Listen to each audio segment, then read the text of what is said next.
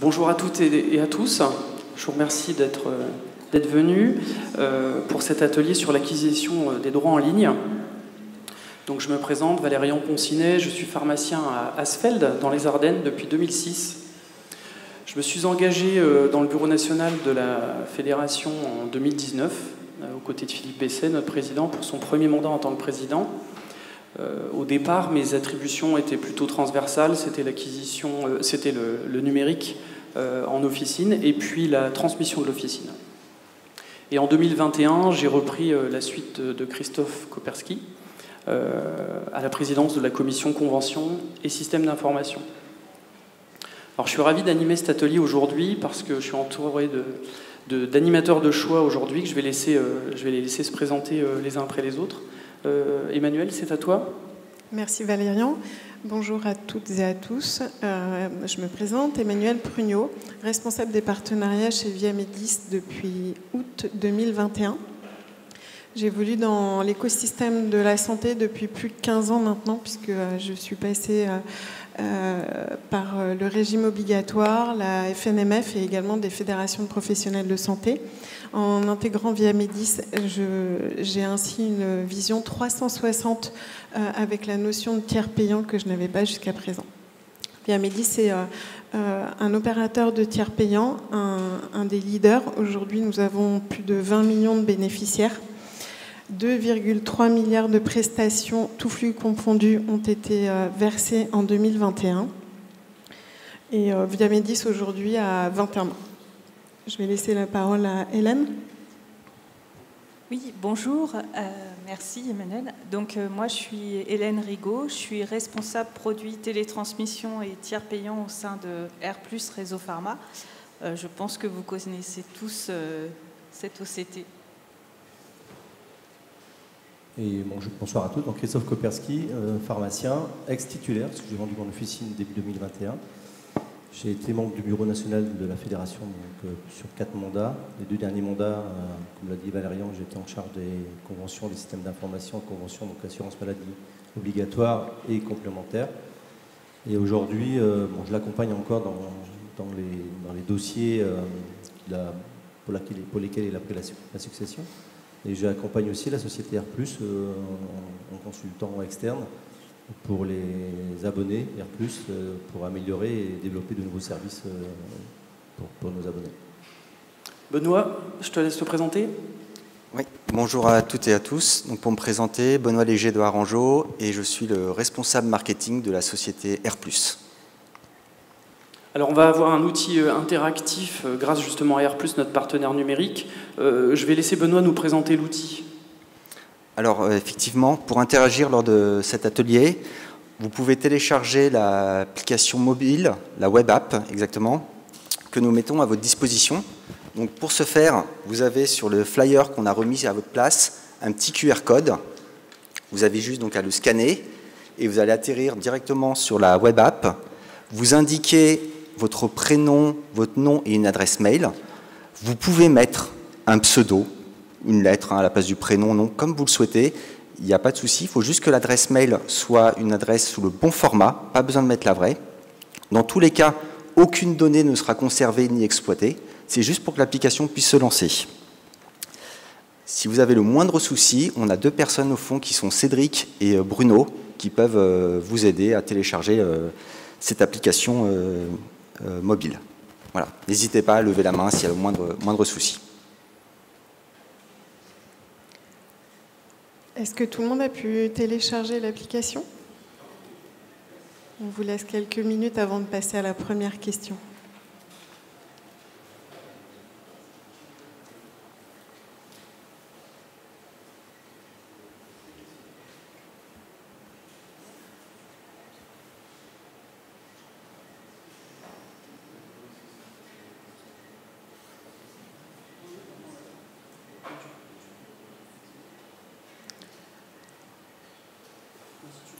Donc si tout le monde a téléchargé la web app, je vais lancer l'application. Normalement, on devrait avoir un message en attente de l'animateur. OK.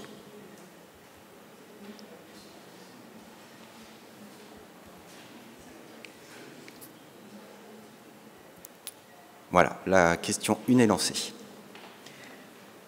Première question.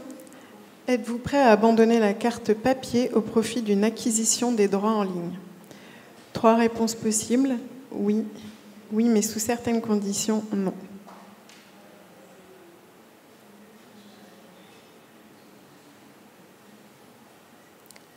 Est-ce que tout le monde a pu répondre? Je vais laisser la parole à Valérian. Merci. Alors là, c'est pas mal. Je pense que pour la première question, vous avez tous répondu correctement. On sent quand même la motivation pour l'acquisition des droits en ligne. Ça fait plaisir. Donc effectivement, depuis plusieurs années, on constate que de plus en plus de complémentaires dématérialisent leurs attestations, mais avec des comportements parfois différents et qui ne sont pas forcément faciles à gérer pour vous au comptoir. Il y a plusieurs causes qui les poussent à dématérialiser. La cause numéro 1, souvent, c'est les frais de fonctionnement, tout d'abord, parce qu'effectivement, imprimer l'attestation, l'envoi postal, ça coûte cher. Et on a aussi des fois des démarches d'éco-responsabilité qui peuvent nous être opposées. On a aussi la RIA, la résiliation infra-annuelle. Donc ça, c'est un dispositif depuis 2019 qui permet aux patients de résilier beaucoup plus rapidement qu'auparavant leur complémentaire. Cette RIA, finalement, pousse les complémentaires à réduire réduire la durée de validité des droits, voire même à remettre en question la validité même de cette attestation, ce qui a pour effet finalement de prendre les pharmaciens en otage.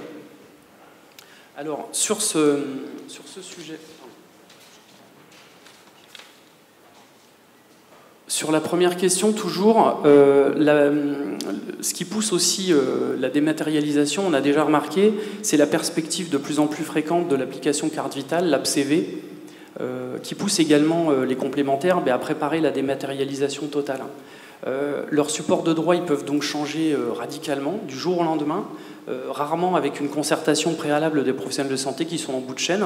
Vous avez pu vous en rendre compte au comptoir ou dans le cadre des litiges qui vous opposent parfois à ces complémentaires. Alors, pour pallier ces problèmes, à mon sens, le salut il vient également de services dématérialisés qui sont l'acquisition des droits en ligne. Et donc, c'est ce qu'on va aborder dans la question suivante concernant ces services. On passe à la question 2. Juste une petite information pour la question 2 et les questions suivantes. Vous allez voir, vous avez peut-être un message qui vous dira score 0. C'est juste que j'ai un petit peu dévoyé l'outil pour que vous puissiez avoir des réponses multiples. Donc ne vous inquiétez pas, il n'y a aucun souci. Ce message n'est pas à prendre en considération. La question 2 est lancée. Alors la question 2, utilisez-vous déjà les services suivants? ADRI, Visiodroit, TP3G, IDB CLC et Visio 2. Alors pendant que vous répondez, j'en profite pour vous rappeler qu'au verso du leaflet qui était sur votre chaise, vous avez un glossaire. Si des fois vous avez quelques doutes sur la signification des acronymes, ça peut vous aider à répondre.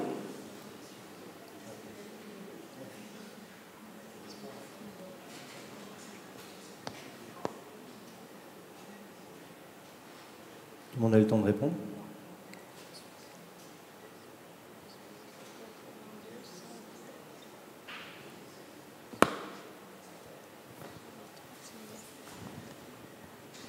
Donc pour cette question numéro 2, je vais laisser la parole à Emmanuel et Christophe.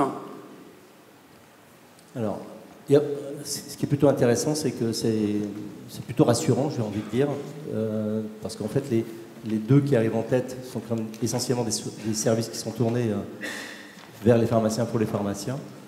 Le troisième aussi, mais je vois qu'il est très peu utilisé. Donc l'ADRI, vous avez tous compris, c'est l'acquisition des droits pour le régime obligatoire de l'assurance maladie. Vous le connaissez aujourd'hui. Vous pouvez l'utiliser avec ou sans la carte vitale. Aujourd'hui, dans les textes, on n'a toujours pas la garantie de paiement en utilisant seul les services ADRI. Cet état de fait va devoir évoluer avec l'arrivée, comme l'a dit Valérian, de l'application carte vitale, parce que l'application de carte vitale ne portera pas les droits et vous aurez les droits que par une requête ADRI. Donc, comme l'application carte vitale est le reflet exact de l'utilisation d'une carte vitale en dur aujourd'hui, vous aurez la garantie de paiement à partir du moment où vous utiliserez l'AppCV. Visiodroit, donc une norme ouverte d'acquisition des droits, donc qui a des charges a été rédigée par Réseau Pharma, qui a été créée il y a plus de 10 ans par et pour les pharmaciens. TP3G, une norme propriétaire d'Almeris, pour ceux qui connaissent, un opérateur de tiers payant. IDB-CLC, c'est une norme qui est équivalente à, on pourrait dire, à Visiodroit, mais qui a été développée pour d'autres professionnels de santé aujourd'hui, qui est déployée essentiellement chez eux, par l'Inter-AMC, qui est une association qui regroupe à peu près toutes les familles de complémentaires santé et aussi les opérateurs de tiers payants, se sont réunis en association pour développer des services au profit des professionnels de santé. On n'est pas concerné par IDB, ça n'a pas été développé pour les pharmaciens et jusqu'à présent on n'est pas dans leur cible. Techniquement on n'est pas dans leur cible. Et dernière norme qui s'affiche, que vous ne connaissez pas apparemment, ou en tout cas que vous n'utilisez pas, c'est Visio 2. Pareil, c'est une norme propriétaire développée par CGDIM. Emmanuel. Moi, je suis ravie de constater que 100% d'entre vous sont utilisateurs de Visiodroit. Viamedis a fait le choix de déployer Visiodroit afin de supprimer l'ensemble des rejets et surtout est mis à disposition de l'ensemble des pharmaciens qui sont référencés chez nous. On a déployé Visiodroit AJ, donc un contrôle des droits en temps réel depuis le début de l'année 2022. Et ce qu'on constate aujourd'hui, c'est que de 7000 utilisateurs en début d'année, on est passé à presque 10 000 utilisateurs. L'ambition de Viamedis aujourd'hui est bien que 100% de nos pharmaciens référencés soient utilisatrices de Visiodroit.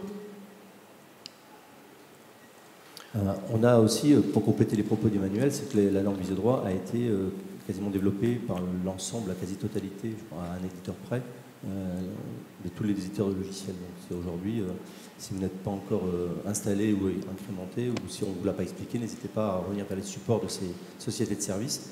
Mais quasiment 100% des pharmaciens sont équipés Visiodroit aujourd'hui et connectables au Visiodroit. Très bien, alors on va passer à la question numéro 3 à présent. Donc question 3, êtes-vous satisfait de ces services? Oui ou non parce que j'ai des problèmes techniques, non parce que j'ai des problèmes de fiabilité, non parce que ça ne résout pas le problème de mes rejets, ou non parce que tous les organismes ne sont pas raccordés aux services en ligne.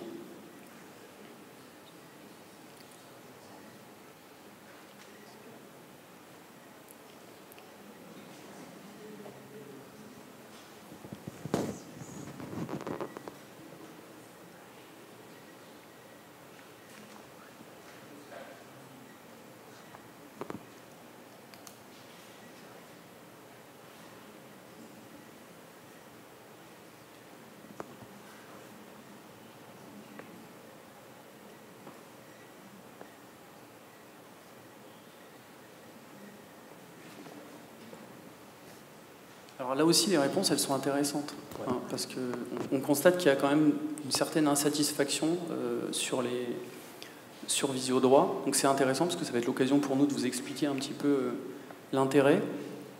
Alors c'est assez le reflet du sentiment autour de la norme Visiodroit. En fait, j'ai envie de dire que Visiodroit, ça fonctionne bien aujourd'hui, parce que c'est un tuyau entre deux entités, le professionnel de santé qui fait la requête et la complémentaire santé qui va aujourd'hui fournir les éléments pour la facturation du pharmacien. Effectivement, Visiodroit n'a pas été développé par toutes les AMC aujourd'hui. Un certain nombre d'opérateurs de tiers payants que vous connaissez, donc Viamedis qui est présent aujourd'hui, SP Santé, e-Santé. Et on a Actil aussi, vous avez eu des informations par la fédération comme quoi on avait contracté avec eux une nouvelle convention avec les services en ligne Visiodroit. On a Ener aussi qui est un courtier qui a développé la norme. Donc c'est effectivement pas la totalité des complémentaires santé, parce que je pense que jusqu'à présent il n'y avait pas vu un intérêt, mais comme l'a évoqué Valérie en début du propos sur la résiliation infra-annuelle et sur les coûts de fonctionnement, je pense qu'un certain nombre d'acteurs nous approchent Réseau Pharma pour aujourd'hui mettre en place les services en ligne, parce que ça apporte un plus à la fois aux abonnés, aux adhérents, nos patients, mais aussi à leur service de traitement des factures. Alors effectivement, Visiodroit non plus ne règle pas tous les problèmes de rejet. Visiodroit, l'acquisition des droits en ligne, ça ne veut pas dire zéro rejet. Si un pharmacien ou un professionnel de santé, de façon plus large, force les droits, ben, il aura forcément un rejet. Par contre, ce qui a été le travail ces dernières années, pour l'avoir piloté au niveau de la fédération, notamment ces 5-6 dernières années, et je pense qu'il y a des acteurs dans la salle qui ont participé à ces travaux d'amélioration de la norme, on essaye de traquer ce qui aujourd'hui pose encore problème et ce qui écorne l'image de Visiodroit. C'est-à-dire ce qu'on appelle les rejets intempestifs, les rejets sur accréditation. Visiodroit, vous avez cherché les droits, vous avez une réponse OK, vous avez un numéro d'accréditation, c'est votre passeport pour être remboursé de toutes les façons par la complémentaire santé. On a encore, malheureusement, par quelques cas, de rejet sur accréditation, ce qui pose problème parce que ça décrédibilise, entre guillemets, le système. Mais ce type de rejet, c'est quand même peanuts par rapport au volume d'affaires. Aujourd'hui, Emmanuel nous donnera les chiffres juste après des taux de rejet et ce qu'on arrive à faire avec Visiodroit. Ce qu'on essaie aussi d'améliorer, c'est le taux de réponse KO, qui sont parfois des vraies réponses KO, parce que la personne n'est plus prise en charge par la complémentaire santé. Mais parfois, on a des fausses réponses KO, liées à des problèmes de synchronisation de serveurs d'information, qui fait qu'on envoie la requête à un serveur qui n'a pas synchronisé la bonne information en temps réel de la situation du bénéficiaire.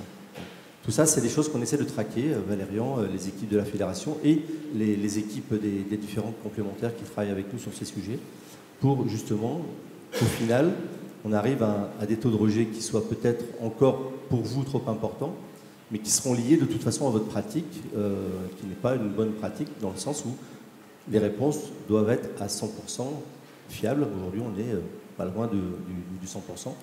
Vraiment, on est sur des taux de rejet de peanuts. Voilà. Donc, quand je regarde les réponses, je me dis qu'aujourd'hui, je ne suis pas surpris par l'ampleur des réponses.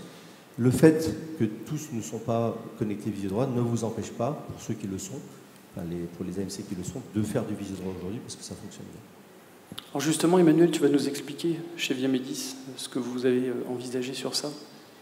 Complètement. En fait, le déploiement généralisé de Visiodroit a été effectué dans le courant du premier trimestre 2022. En revanche, on travaille sur ce déploiement depuis maintenant presque un an avec des pharmacies qui ont été bêta-testeuses et qui nous ont permis d'apporter les correctifs nécessaires. On travaille quasiment quotidiennement aujourd'hui avec les équipes de Réseau Pharmia de façon à améliorer et à continuer d'améliorer les dysfonctionnements. L'ambition aujourd'hui que nous avons, c'est vraiment de supprimer complètement les rejets injustifiés. Puisque que ce soit Réseau Pharma, que ce soit un Viamedis, ainsi que l'ensemble de l'écosystème, on se veut être facilitateur pour vous afin de diminuer le temps consacré à cette gestion administrative. Juste à titre d'exemple, en termes de chiffres, aujourd'hui, pour les utilisateurs de Visiodroit, nous avons en moyenne 0,5% de rejet. Alors que pour les utilisateurs, les non-utilisateurs de Visiodroit, les taux de rejet tournent entre 3,5 et 4,5%. Et on travaille également avec les éditeurs de logiciels, justement pour que l'ensemble des pharmaciens puissent avoir accès à cette norme. Très bien. On passe à la question 4 maintenant. Alors, question 4. D'après vous, que doit apporter l'acquisition des droits en ligne ?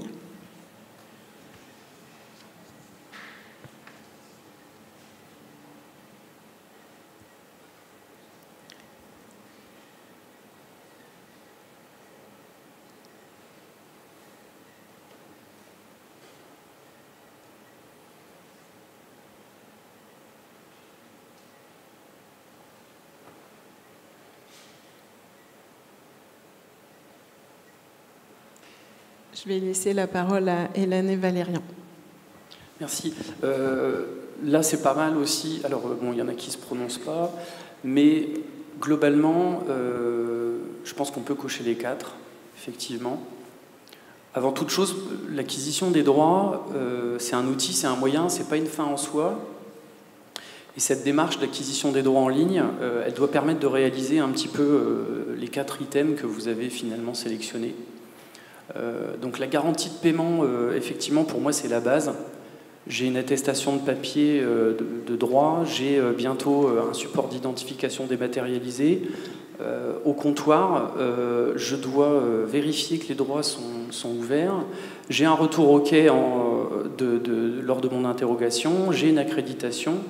Donc, il n'est pas question que la complémentaire me rejette mon dossier. Donc ça, vraiment, la garantie de paiement, à mon sens, c'est primordial.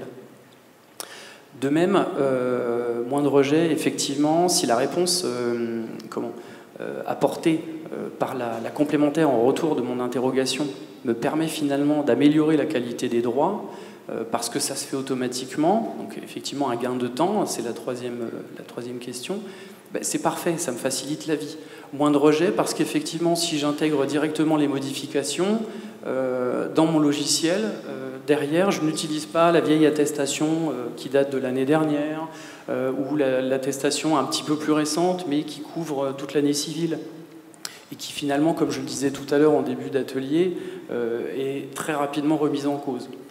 Le gain de temps, effectivement, pour vos équipes, il est là parce que si vous les briefez en amont, que vous leur expliquez et que vos équipes sont motivées à l'utilisation de Visiodroit, derrière, c'est la qualité de vos feuilles de soins électroniques qui augmente, moins de rejets et donc moins de temps en back-office à traiter ces litiges. Donc c'est le message également que je voulais faire passer. Aujourd'hui, on cherche à vous convaincre du bien fondé de l'acquisition des droits en ligne, mais vous, en retour, c'est important que vous expliquiez les choses à vos équipes, parce que une équipe qui est briefée, qui est formée, c'est vraiment moins de rejets derrière et du gain de temps. Et puis faciliter la facturation, effectivement, parce que quand j'interroge les droits, ça se fait automatiquement dans mon LGO, j'ai rien à faire. Donc j'ai une saisie en moins à faire. Avant, je devais demander l'attestation, il fallait qu'ils me la sortent. Je devais les saisir à la main, avec mes petits doigts sur mon clavier. Bon, là, j'ai l'interrogation des droits qui corrige automatiquement, si je le souhaite, dans mon LGO, et la facturation, elle est par conséquent facilitée. Alors par contre, il y a un truc à ne pas perdre de vue, c'est que la qualité de l'acquisition des droits, elle passe par l'interrogation d'un serveur. Et ce serveur-là, dans la jungle justement du numérique, vous pouvez, et vous-même, je dirais, vous devez faire confiance à un partenaire que souvent, en fait, on oublie, qui est l'organisme concentrateur de tiers payants. Donc pour ça, je vais laisser la parole à Hélène. Merci. Donc effectivement, l'OCT est souvent l'interlocuteur unique de tous les problèmes du pharmacien, et c'est notamment le cas pour Réseau Pharma et dans le cadre de Visiodroit, où les pharmaciens nous sollicitent en cas de litige avec les AMC notamment. Et effectivement, on est capable, Réseau Pharma trace les requêtes Visiodroit à condition si dans le LGO, Réseau Pharma est bien paramétré comme point d'échange pour les requêtes Visiodroit. Donc Réseau Pharma peut tracer les différentes requêtes Visiodroit, et en cas de litige avec certaines AMC, on peut aider le pharmacien à résoudre, on peut contacter les AMC, on peut aussi également contacter les éditeurs s'il y a des soucis.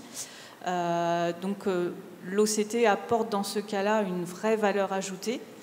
On a aussi également un rôle dans le déploiement de Visiodroit, puisqu'on est en contact avec de nouvelles complémentaires, de nouveaux organismes qui veulent mettre en place Visiodroit, qui veulent être dans l'annuaire Visiodroit. Et donc, on intervient également avec ces organismes, on les accompagne sur le développement de la norme et on fait des tests, on les suit, et notamment au démarrage. Vous avez pu voir, là, il y a eu...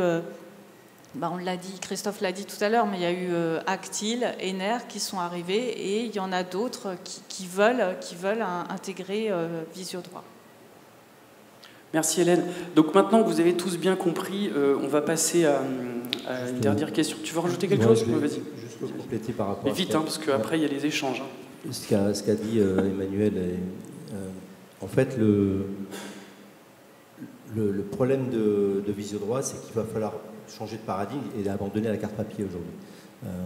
Et voire même demain peut-être utiliser les supports dématérialisés qu'évoquera certainement Emmanuel après. Et je pense qu'il va falloir vous changiez et fassiez changer votre fonctionnement de comptoir avec cette carte papier qui aujourd'hui n'est plus sûre, n'est plus sécure. On a parlé de 0,5% de taux de rejet pour Viamedis. On a des opérateurs qui sont pas loin des 0,10 et 0,20% de taux de rejet, versus 3-4% en n'utilisant pas les droits en ligne. Donc il y a vraiment une modification de comportement à avoir au comptoir. Il faut aussi faire confiance aux droits qui vous sont retournés. Alors, on essaie de travailler pour que ces droits justement soient les plus fiables possibles, je l'ai évoqué tout à l'heure. Et donc la plupart des opérateurs sont passés à des droits à un jour, donc vous allez voir arriver dans vos machines, dans vos logiciels, sur la fiche patient, la date du jour et non plus la date de fin de droit de la personne, qui est le plus souvent la date de l'année civile, le dernier jour de l'année civile. Ça, il faut aussi que dans vos comportements, vous fassiez confiance et que vous ne cherchiez pas de nouveau à remodifier cette date, y compris à ne pas essayer de modifier les taux de prise en charge qui sont remontés, qui sont encore une fois accrochés à la requête et qui vous servent à facturer de façon correcte et fiable, comme le disait Valérien tout à l'heure. Donc tous ces changements de comportement, il faut vraiment les faire passer à toutes vos équipes parce que c'est nouveau, c'est pas encore très bien connu peut-être des pharmaciens titulaires, mais en tout cas des équipes vraiment à bien débriefer là-dessus. Merci. Donc la dernière question, je disais, la cinquième et dernière question, dans l'avenir, êtes-vous prêt à accepter les droits en ligne, la prise en charge du non remboursable en tiers payant, le calcul en ligne par les AMO et les AMC, une carte dématérialisée ou un simple QR code sur un smartphone?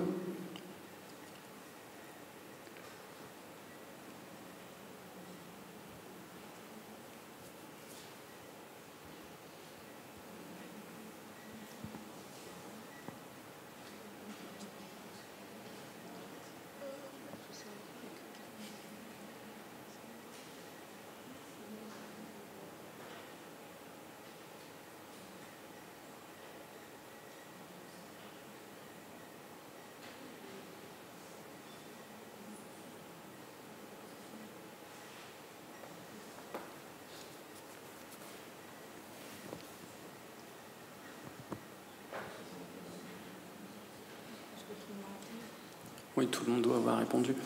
Donc pour cette question, je vais laisser la parole à Emmanuel. 64% des répondants sont prêts à accepter la carte dématérialisée. C'est un taux qui, bien qu'on ambitionne que ce soit 100% demain, est plutôt satisfaisant. Vous avez dû tous recevoir, je pense, hier, une communication de Viamedis vous expliquant que nous étions en train de déployer avec l'ensemble de nos clients qui sont les complémentaires la carte tiers payant dématérialisée. Cette carte tiers payant, vous y trouverez l'ensemble des informations que vous trouvez aujourd'hui sur la carte tiers payant papier. L'ambition pour nous est de corréler l'utilisation de cette carte dématérialisée avec Visiodroit.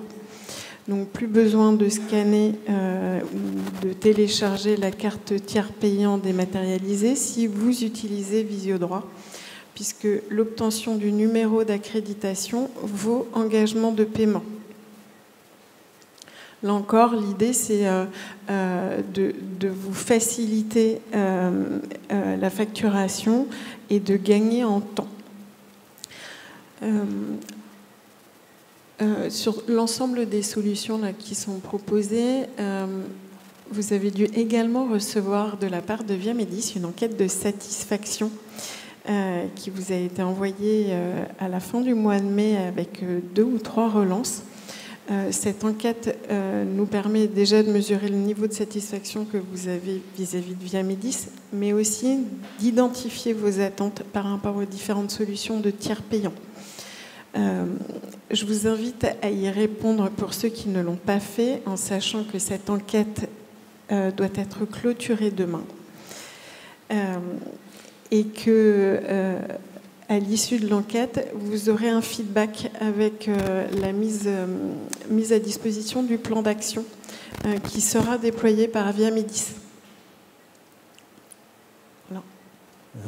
Juste 2-3 commentaires par rapport aux réponses qui sont assez intéressantes, notamment sur la prise en charge du non remboursable. Donc, on sait qu'avec les équipes techniques et des complémentaires santé et de la fédération, on essaie de trouver des solutions les meilleures pour cette prise en charge du non remboursable.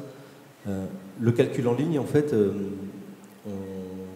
du temps où j'étais encore président de la commission de convention, on n'y était pas favorable. Parce qu'on considère que le pharmacien doit pouvoir garder une certaine indépendance vis-à-vis des payeurs, qu'il récupère de quoi faire sa facturation de façon la plus fiable, c'est une chose, qu'il délègue complètement le calcul et la facturation à un organisme tiers, sans aucun moyen de pouvoir vérifier les informations. Ça évitera aussi des conflits au comptoir, parce que vous avez déjà des conflits au comptoir sur des réponses qui sont parfois pas fiables, des réponses de droit. Demain, vous auriez des litiges à gérer et des contentieux à gérer avec vos patients sur le montant qui sera pris en charge par la complémentaire santé. Si elle s'est trompée, je vous souhaite bien du courage pour expliquer à votre patient qu'il y aura un reste à charge, par exemple, de X euros à payer. Et sur la carte dématérialisée, juste un commentaire par rapport à ce qu'a dit Emmanuel.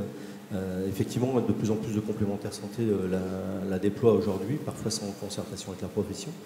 Il ne faut pas oublier que c'est très compliqué pour vous de tracer, d'avoir vu cette carte dématérialisée, vous l'avez sur un smartphone. Je défie chacun de passer un smartphone dans les scanners que vous avez sur le comptoir. Et éventuellement, le patient peut vous envoyer l'attestation sur une boîte mail. Il faut aller chercher la boîte mail, imprimer et après scanner dans votre fiche patient la trace comme quoi vous avez bien vu les droits à un moment donné. Je pense que même l'utilisation de ces formats dématérialisés, que ce soit QR code ou carte dématérialisée, ne doivent pas vous faire oublier l'utilisation des services en ligne, qui va permettre d'identifier le patient, éventuellement sa complémentaire santé, parce que vous avez vu la trace et vous avez pu l'identifier, mais en aucun cas ça doit vous faire oublier d'utiliser les services en ligne, donc pour les pharmaciens, les services visio-dent. C'est les commentaires que je voulais apporter. Merci Christophe. Voilà, on a terminé notre questionnaire. J'espère qu'on vous a apporté un maximum d'informations. Maintenant, si vous avez des questions, c'est le moment d'échanger avec nous. N'hésitez pas à poser vos questions. Vous levez la main, on vous apporte le micro.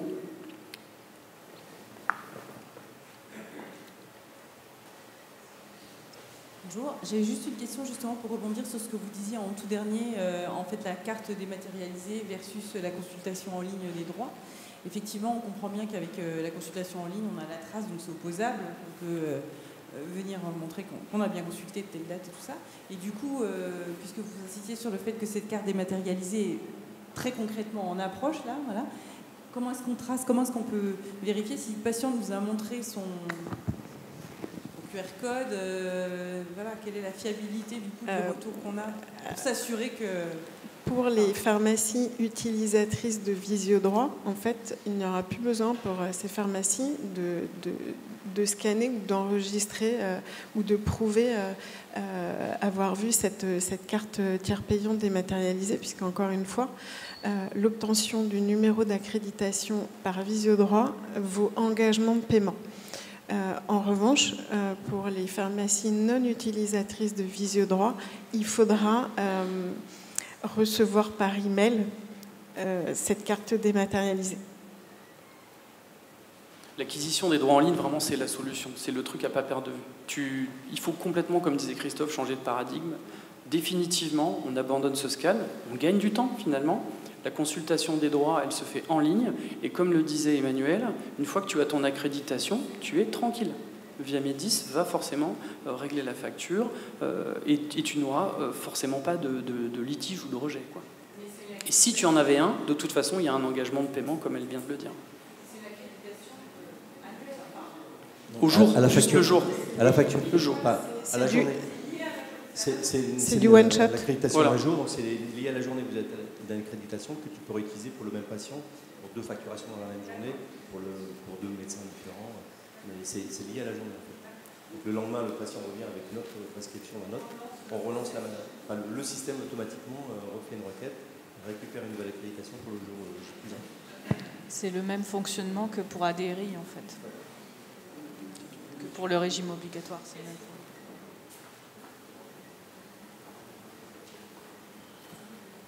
Bonjour. Moi, c'est Laurie, je viens de la Guyane. Et du coup, moi, ma question, c'est au niveau de la gestion du décalage horaire. Bien dans le micro. C'est pour la gestion du décalage horaire. Parce que nous, après, donc à 5 heures ou 6 heures, selon qu'on soit en Guyane ou aux Antilles, et du coup, à un jour, à quelques heures près, on peut avoir une réponse négative de la consultation des droits. Est-ce qu'il y a une gestion de ça? Ou pas de réponse?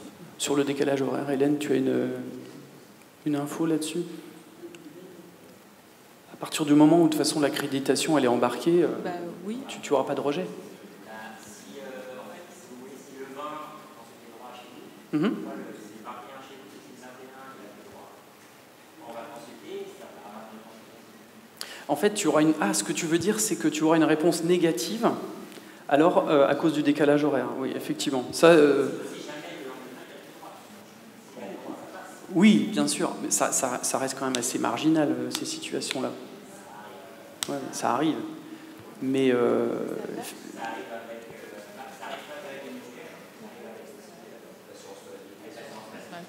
oui. Oui, avec ADRI aussi, ils ont les mêmes problèmes. Mais c'est vrai, ce qui compte, c'est vraiment la date de l'accréditation et la date de la facture. Mais effectivement, là, c'est une histoire de droit. Si les droits sont fermés le lendemain, Mais ça, je sais qu'on nous a déjà indiqué ce souci et on n'a pas, malheureusement, on n'a pas résolu. Non, malheureusement, le problème. non. C'est vrai que ça marche dans un sens comme dans l'autre, finalement. Ouais. Tu peux avoir une accréditation positive. Et c'est vrai que la base, c'est ça. C'est l'accréditation, verrouille ta FSE et tu es tranquille. Ouais. Effectivement. Mais c'est bien que tu nous l'aies dit, parce que ça, il ne faut pas que je le perde de vue, effectivement, ce sujet-là, du décalage horaire. C'est important. C'est vrai que souvent après 17 heures, on a du mal à consulter les droits. 17 heures. Et ça nous fait un genre de rejet qu'on n'a pas accès à Visio-droit. Donc un problème d'accès au service Visio-droit. Oui, après une certaine heure. Mais donc là, c'est plutôt lié à la connexion. C'est la qualité le débit, la bande passante, ou c'est vraiment le service Visio-droit qui fait défaut? C'est pas forcément dû à la connexion, je pense que c'est vraiment le problème du décalage horaire. Il y a les maintenances aussi. Oui. Il n'y a pas des maintenances à cette heure-ci, enfin je sais pas, mais il y a un truc. Enfin, ah non, mais chez R+, la maintenance, elle est transparente. Hein. Il ne se passe rien. Nous, on est 24-24. Après, c'est vrai que certains AMC font des maintenances à certaines heures ou certains jours. Et c'est vrai que le rejet, c'est le rejet de la complémentaire qui vous est retourné. Mais normalement, le service doit fonctionner 24 sur 24. Et c'est vrai que nous, c'est ce qu'on demande. C'est ce qu'on demande aux organismes. Mais là, on va être plus attentif, on vous fera les remontées. Mais ce n'est pas le cas. C'est un problème qui est Oui. dans les travaux qu'on a fait pendant ces dernières années avec certains opérateurs. Christophe, il faut que tu parles dans le micro. Le problème des DOM a déjà été identifié, notamment avec SP Santé. Après, on a aussi le même problème en métropole, j'ai envie de dire. Les pharmaciens de garde ont parfois du mal à avoir les services ouverts parce que il y a des maintenances les le week-end. Choisissent soi-disant des heures creuses, mais vous savez comme tout le monde, hein, les pharmacies c'est ouvert 24/24 parce qu'il y a le service de permanence des soins. Et parfois, ces services ne sont pas accessibles à certaines heures. Après, on est parfois prévenu par les opérateurs de ces services de maintenance, parfois pas du tout. Il faut composer avec. Effectivement, c'est un des problèmes techniques, entre guillemets, des difficultés liées au service. Et inversement, nous, on constate des fois aussi des complémentaires, des serveurs de complémentaires qui sont hors service et c'est nous qui les prévenons pour remettre en route le service. Mais c'est vrai qu'on est tributaire des maintenances des organismes. Et en complément, en tous les cas pour Via Médis, à chaque fois qu'il y a des maintenances, on vous envoie un emailing vous informant de la date et de l'heure de la maintenance. Bon, ça, c'est vrai que c'est une attitude constructive, moi, que j'apprécie chez Viamédis, parce qu'effectivement, quand il y a des interventions prévues, on est averti. Alors, effectivement, Hélène, tu faisais référence aux interventions, enfin, aux bugs imprévus. Il n'y a pas de système parfait, effectivement. Mais Dieu merci, 99,9% des interrogations visées au droit sont couronnées de succès, on va dire. Et ça reste quand même un cas assez rare et assez particulier, mais c'est vrai que les pannes, elles existent. Et c'est justement ces pannes-là qui nous pourrissent la vie. Voilà. Mais... Bon, en tout cas, quoi qu'il arrive, quand vous avez ce genre de problème, qui soit unique ou qui soit répétitif, qui soit lié à telle ou telle problématique, surtout, n'hésitez pas à nous informer. Quand je dis nous, c'est R+, si c'est votre concentrateur, vous pouvez aussi vous adresser à moi. Il ne faut vraiment pas hésiter. Quand vous êtes des fois tout seul avec un problème, finalement, en fait, vous êtes plusieurs tout seul de votre coin. Moi, quand j'ai l'information, je me rends compte qu'en fait, vous êtes nombreux. Et ça me permet d'intervenir rapidement.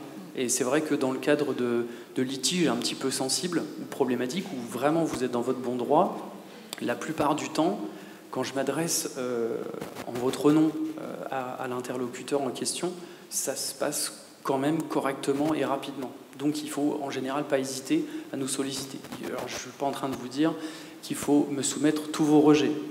Je n'ai pas dit ça. Parce que j'ai aussi une pharmacie à faire tourner, je n'aurai pas le temps de gérer tout ça. Mais effectivement, n'hésitez pas dans l'ensemble à nous solliciter, par quelque canal que ce soit d'ailleurs.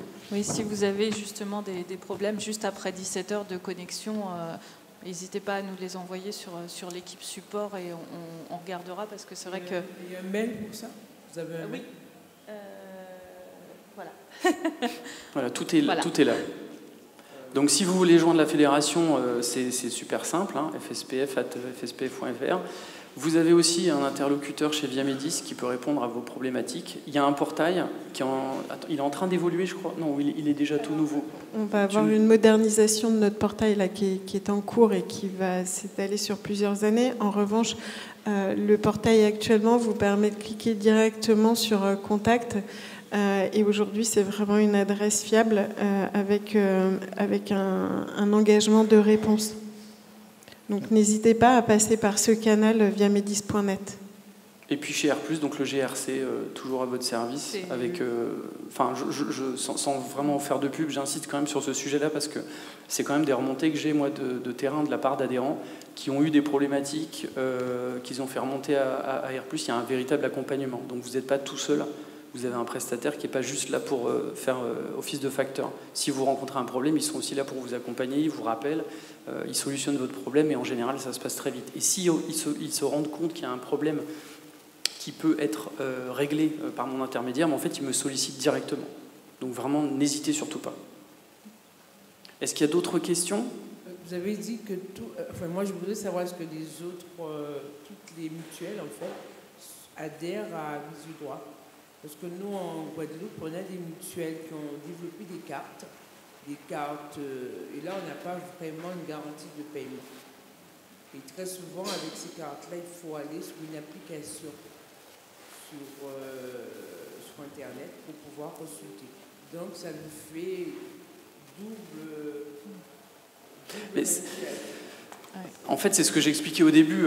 La dématérialisation de la part des complémentaires, elle est rarement faite en nous ayant consulté en amont. Ça nous est un petit peu imposé, des fois pas de manière très très judicieuse.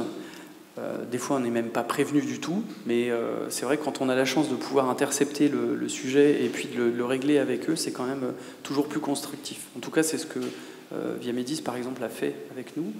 C'est quand même assez intéressant, parce que derrière, on leur donne, nous, le fond de notre pensée, ils s'adaptent si besoin, et ils règlent le problème. Donc je pense que là, tu fais référence à des complémentaires qui ont dématérialisé de façon anarchique, et qui nous mettent vraiment dans des galères pas possibles au comptoir, effectivement. Ça, c'est ce contre quoi je me bats, effectivement. Excusez-moi, de temps en temps, on a aussi des rejets mutuels de droits non verts. Et lorsqu'on interroge le patient, c'est malheureusement pour une période donnée, les droits sont suspendus parce qu'il n'y a pas eu la régularisation. Au contraire, on a le patient qui nous dit, lui, j'ai régularisé, et ainsi de suite. Est-ce qu'on met de côté la facturation pour représenter, ou alors c'est purement simplement, on doit rappeler la mutuelle pour demander un règlement sur une facture qui, à l'instant T, a été rejetée pour justement les droits suspendus pour cause de non-règlement? Alors en fait, il y a plusieurs cas de figure. Effectivement, c'est vrai que souvent, on gagne du temps en appelant directement la complémentaire. Alors si ça passe par un opérateur un opérateur de tiers payant, pardon, tu peux voir directement avec l'opérateur. Si par contre, tu te rends compte que par exemple ton patient dit bah oui, mais moi j'ai payé en fait, et que la complémentaire tu la contactes et qu'il te le confirme, bon, ben dans ce cas-là, arrange-toi pour que la complémentaire fasse suivre l'information à l'opérateur et mets un petit peu le truc sous le coude et représente-le ensuite. Même en dégradé, de toute façon, tu peux faire une interrogation visio-droit, ça passe, tu factures. Ça passe pas, tu attends. Mais c'est vrai que c'est des cas que moi aussi je rencontre à l'officine. En général, la collaboratrice chez moi qui s'en occupe, c'est ce qu'elle fait, elle le met sous le coude, elle attend, elle contacte, on gagne du temps finalement à faire ça. Mais c'est là encore quelque chose qui est assez chronophage, je le reconnais. Et on a déjà aussi le cas, malheureusement, ce sont les mutuelles, où une erreur de date d'impression, une date de naissance, donc tout est OK, mais effectivement, si on ne fait pas attention, la carte vitale signale évidemment la bonne date de naissance, et on a un rejet, parce que malheureusement, la mutuelle s'étant trop fait dans la pression de la date de naissance, automatiquement, le patient n'est pas connu. Ça, c'est vrai, c'est des problèmes récurrents. Alors, des fois, tu as la CNAM qui se trompe, qui met une mauvaise date de naissance. Tu as des jeunes enfants centenaires, etc. Ou alors, et à l'inverse, tu as la complémentaire qui a décelé le problème et qui, du coup, met à jour d'elle-même. Ou alors, tu as l'inverse, la CNAM n'a pas fait d'erreur. Par contre, erreur de saisie chez la complémentaire et ça génère des rejets. Bon, ben là, il faut aussi responsabiliser le patient dans ce cadre-là et lui demander de contacter aussi. Tu vois, Via Médis, il y a un portail. Je dirais 99 fois sur 100, il y a aussi le même sujet chez ces complémentaires-là. Le patient se connecte sur son propre portail, envoie un message à son service client et c'est réglé rapidement. Mais je pense qu'il y a aussi certains moments, c'est vrai qu'on ne l'a pas dit dans l'atelier, où il faut savoir responsabiliser quand même un petit peu les patients, leur demander d'intervenir, en leur expliquant que s'ils n'interviennent pas, tu ne peux pas faire de tiers payant. Au bout d'un moment, ils finissent par le comprendre. J'aimerais avoir l'avis de Via Médis au sujet des rejets dus au matricule. Alors, l'enfant est connu sous le matricule de la maman à la sécurité sociale. Il a son propre matricule à la mutuelle, et ainsi de suite. Est-ce qu'on ne pourrait pas, par la suite, harmoniser davantage, parce que ça, c'est une source de rejet récurrente. Au niveau du matricule, c'est-à-dire le numéro d'adhérent, le NIR. Ah, ok. C'est ça, c'est le double rattachement sécurité sociale. C'est ça. Mais là aussi, en général, je trouve que les complémentaires adaptent plus que la Sécu. La CNAM a tendance à promouvoir cette idée un peu saugrenue de mettre les enfants sur les 2 cartes vitales des parents, c'est ça, par exemple ? Donc ça, c'est une hérésie, mais c'est vrai que finalement, il y a de plus en plus de complémentaires qui sont sensibilisés à cela et qui finalement arrivent à gérer par une réorientation systématique au moment de la consultation. Ça reste aussi des problèmes quand même assez marginaux. C'est vrai que quand ça arrive, c'est assez galère. Tous les jours, c'est embêtant.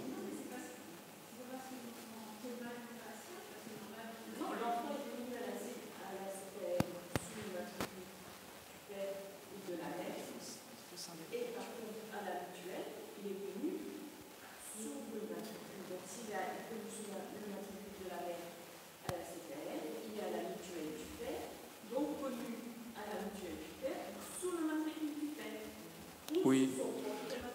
Mais là aussi, je vais faire la même réponse. Je pense qu'au bout d'un moment, il faut aussi que les patients se responsabilisent sur ces sujets-là. C'est une erreur d'enregistrement à la base. Il faut aussi que... C'est pas aux pharmaciens à régler ces problèmes-là, quoi. Nous, on est là pour délivrer un traitement, expliquer. à la rigueur, gérer nos propres rejets.